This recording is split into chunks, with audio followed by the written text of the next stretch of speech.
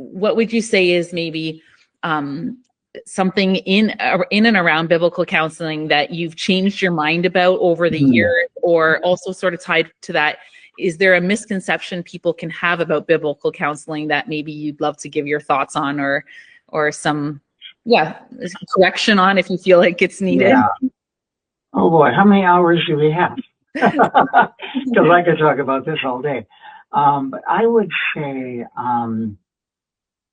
in regard to changing my mind, I'll answer that question first. Okay. I would say that in the early days of biblical counseling and my involvement in it, I was pretty rigid person. I think that I had not suffered enough personally.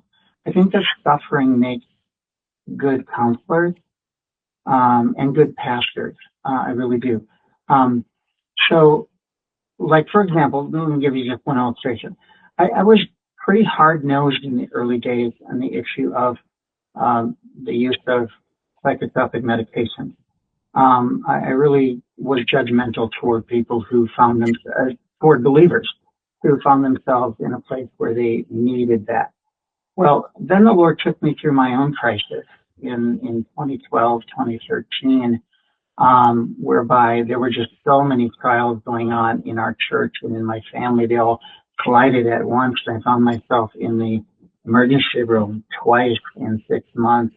Thought I was having a heart attack, and ended up using some medication for a short period of time.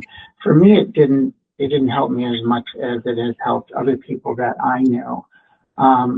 Faithful biblical counselors who love Jesus as much as I do, but found there to be that help from the Lord in just stabilizing them to the point where they could receive counsel. And so I would say that would be one specific counseling related issue that I have changed my mind on. I see it more as a Romans 14 freedom in Christ kind of issue. That is, it's not a right and wrong.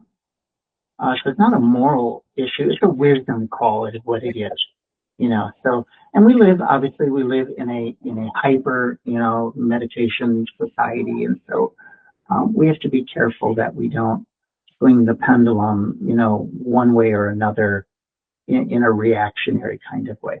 But it's been neat to see, over the years, counseling people who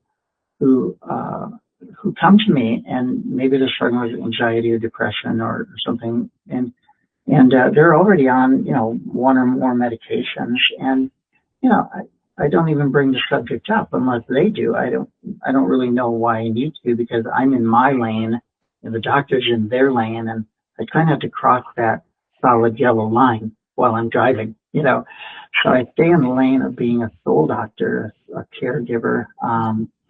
And what's interesting, though, is there's been a number of people I've counseled over the years that once they become more firmly grounded and rooted in Christ and maturing in Him, they on their own kind of make decisions about whether or not they need that help anymore.